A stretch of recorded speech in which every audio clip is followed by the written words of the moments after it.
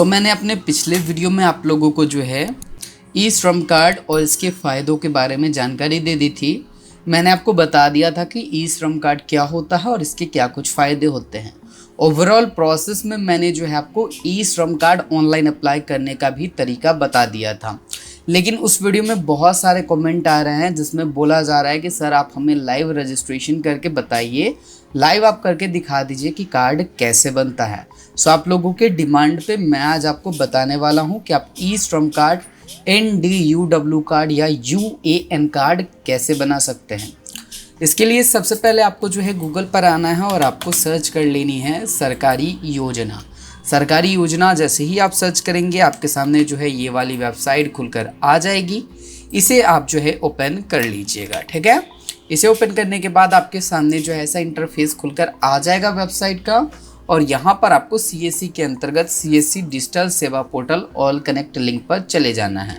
नीचे की ओर scroll down करना है और स्क्रॉल डाउन करने के बाद आपके लिए जो काम का लिंक है वो 72 नंबर का और 73 नंबर का लिंक है। 72 नंबर का ऑफिशियल वेबसाइट का लिंक है और 73 नंबर का जो लिंक है उसमें पूरी बातें बताई गई हैं कि NDUW कार्ड क्या होता है, इसके क्या कुछ बेनिफिट्स होते हैं। साथ ही साथ आप जो हमारे पुराने वीडियो को देख लीजिएगा अगर आपको NDUW कार्ड के बारे में पूरी जानकारी चाहिए, अगर आपको जानना है ई श्रमिक कार्ड और इसके पूरे फ़ायदे के बारे में। ये जो है एक डेडिकेटेड वीडियो है जिसमें मैंने सारी बातें, एलिजिबिलिटी, क्राइटेरिया, रिक्वायर्ड डॉक्यूमेंट, क्या फ़ायदा होता है, कैसे फ़ायदा मिलता है, सब कुछ बता रखा है, तो इसे आप देख सकते हैं। आते हैं वापस से अपने टॉपिक पे और इसके जो 72वां लिंक है 72 नंबर का, इस पर क्लिक करते हैं और ऑफिशियल वेबसाइट पर चले जाते हैं। ऑफिशियल वेबसाइट पर जाने के बाद आप जो है 2 माध्यमों से रजिस्ट्रेशन कर सकते हैं। पहला, आप खुद से ऑनलाइन के माध्यम से रजिस्टर्ड कर सकते हैं। दूसरा, आप जो है अपने नज़दीकी कॉमन सर्विस सेंटर पर जाकर रजिस्टर्ड कर सकते हैं। CSC रजिस्ट्रेशन का लिंक जो है यहाँ पर लाइव हो जाएगा।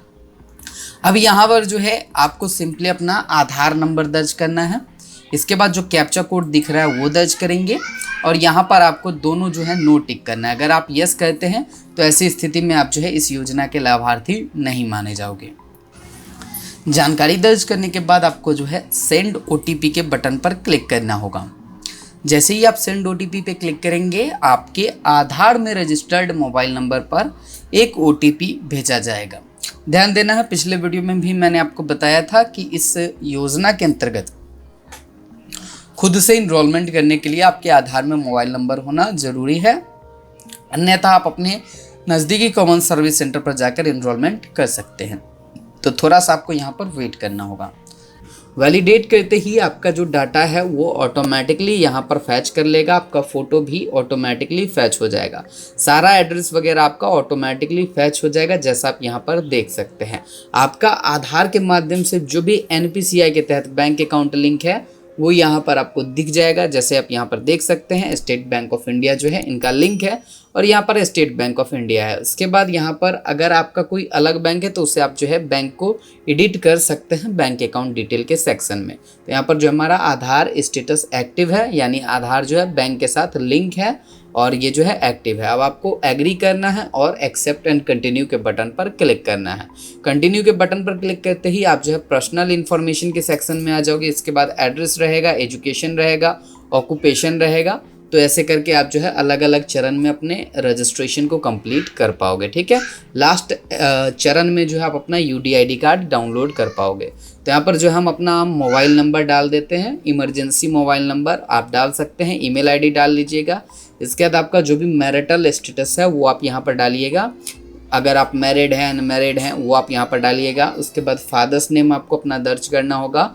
सोशल कैटेगरी आपको यहाँ पर दर्ज करनी होगी। सोशल कैटेगरी क्या होता है कि आप जो है किस किस काम में लिंक है वो आप यहाँ पर डालेंगे। जैसे कि आप जो है जनरल है सोशल कैटेगरी में, SC हैं, ST हैं, OBC हैं, वो आपको डालना है। और सोशल कैटेगरी अगर आपका जनरल आता है तो आपको जो है उसका सर्टिफिकेट यहाँ पर अपलोड करनी होती है, ठीक है। तो वो आप यहाँ पर अपलोड कर सकते हैं, ठीक है। आगे हम बात करते हैं इसके ऊपर। तो यहाँ पर जो है सोशल कैटेगरी सर्टिफिकेट आप जो है अपलोड कर दीजिएगा। जैसा कि आपका होता है OBC, SC, ST जो भी आता है वो आप यहाँ पर अपलोड करिएगा और आपका जो ब्लड ग्रुप है उसकी जानकारी आप यहाँ पर डालिएगा। अगर आप जो है डिफरेंटली एबल्ड हैं, यानी कि अगर आपको कोई परेशानी है, आप अपंगता से ग्रसित हैं तो वो सब आप यहाँ पर डाल सकते हैं, नहीं है तो नो करेंगे।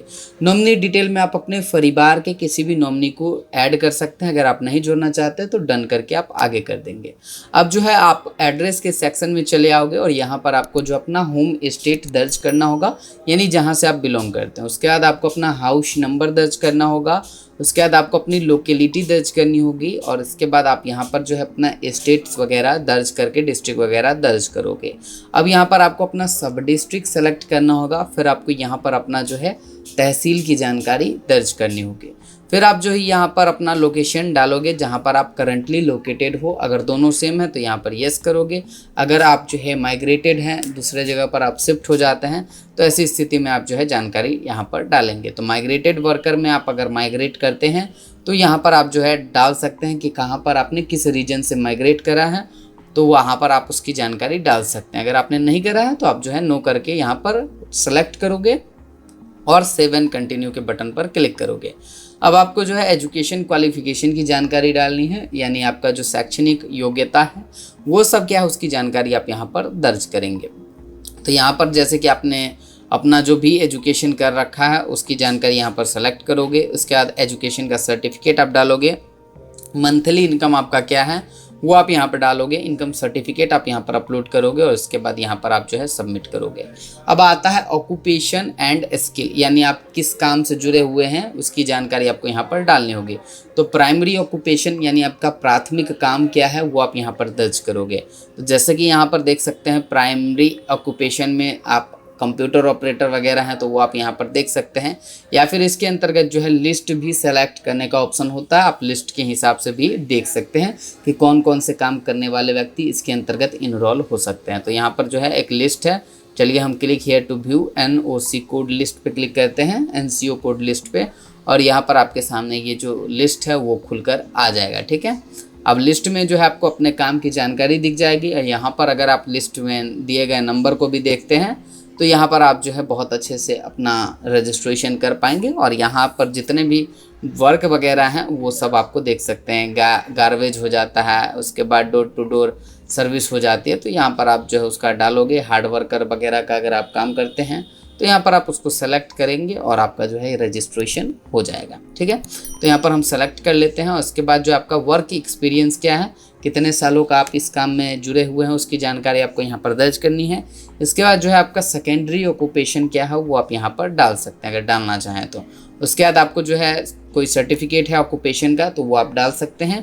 इसके बाद यहाँ पर आपको जो है अपना एक्वायर स्किल के बारे में जानकारी डालना है, अगर नहीं है तो स्टार मार्क नहीं है, डायरेक्टली आप इसको जो है आगे बढ़ जाइएगा। अब आप जो है अपना बैंक अकाउंट को यहाँ पर जानकारी डालेंगे। अगर आपका जो रजिस्टर्ड बैंक है आधार के साथ तो यहाँ पर आपको यस करना होगा, और अगर आपका नहीं है तो नो करना होगा। तो यहाँ पर जो है हमारे केस में यस है क्योंकि हमारा जो पहले से लिंक है, जैसा मैंने आपको पहले बताया था। अब यहाँ पर आपका जो प्रीव्यू एंड डिक्लेरेशन रहेगा, लास्ट स्टेप है, सेकेंड लास्ट स्टेप है। इसके बाद डायरेक्टली आप जो है अपना UAN कार्ड डाउनलोड कर पाएंगे। तो जैसा कि यहाँ पर देख सकते हैं, यहाँ पर आप अपनी सारी जानकारी को देख लीजिएगा और इसको जो है प्रिंट करके अपने कस्टमर को दे सकते हैं, कोई दिक्कत इसमें नहीं होगी। ठीक है, अगर फाइनल प्रिंट निकलने में कोई दिक्कत आती है तो ये आपको मदद करेगा। तो यहाँ पर आप जो है इसमें सारी जानकारी को देख सकते हैं और इसको पहले आप प्रिंट कर लीजिएगा। प्रिंट करने के बाद जो है आप इसे डाउनलोड वगैरह करके रख लीजिएगा ताकि आप अपने कस्टमर को दे सकें, या फिर भविष्य में अपने एप्लीकेशन के स्टेटस को ट्रैक करने के लिए। तो इसे आप जो है प्रिंट करके यहाँ पर रख लीजिएगा। ठीक है, तो चलिए इसे हम प्रिंट कर लेते हैं और प्रिंट करने के बाद जो है हम आपको आगे का प्रोसेस बताते हैं जिसमें आप UAN कार्ड डाउनलोड कर पाएंगे। अब जैसे ही आपका हो जाएगा नीचे आपको आना है और ये जो डिक्लेरेशन देकर आपको सबमिट कर देना है। सबमिट करने के बाद लास्ट टाइम आपके मोबाइल पर जो है OTP जाएगा, वो OTP आपको यहाँ पर दर्ज कर देना होगा। ये जो है आपके रजिस्टर्ड मोबाइल नंबर पर जाएगा जो आधार में लिंक है। तो चलिए हम यहाँ पर जो है OTP दर्ज कर देते हैं। OTP हमारे नंबर पे आ चुका है। OTP दर्ज करके हम जो वेरीफाई के बटन पर क्लिक करते हैं और वेरीफाई पे क्लिक करते ही आपका जो है सबमिट करना होगा। और सबमिट जैसे ही आप करेंगे आपका UAN कार्ड दिख जाएगा। जैसा आप यहाँ पर देख सकते हैं, देखिए नीचे में आपको जो है यूएएन कार्ड मिल जाएगा। इसे आप जो है डाउनलोड करके प्रिंट करके अपने कस्टमर को दे सकते हैं, या अगर आप खुद से अपना रजिस्टर्ड करते हैं तो ये जो यूएएन कार्ड है इसमें एक यूनिक नंबर होती है जिसके माध्यम से आपको बेनिफिट दिया जाता है। यानी आपका जो डाटा है सेंट्रल गवर्नमेंट के पास रजिस्टर्ड हो चुका है और जब भी ज़रूरत होगी गवर्नमेंट आपको जो है इस योजना का बेनिफिट देगा। तो दोस्तों यही प्रोसेस था जिसको फॉलो करके आप अपना जो है यूएएन कार्ड घर बैठे आसानी से बना सकते हैं। मैंने आपको सीएससी के माध्यम से बताया क्योंकि मेरे पास सीएससी आईडी है। अगर आपके पास सीएससी आईडी नहीं है तो सेम प्रोसेस को आप जो है एज अ सेल्फ रजिस्ट्रेशन के माध्यम से भी यूज़ कर सकते हैं। उम्मीद है आपको ये वीडियो पसंद आया होगा। वीडियो पसंद आए तो इसे लाइक और शेयर कर दें। चैनल को अगर सब्सक्राइब नहीं किया तो चैनल को सब्सक्राइब कर सकते हैं। मैं मिलता हूँ अगले वीडियो में। धन्यवाद।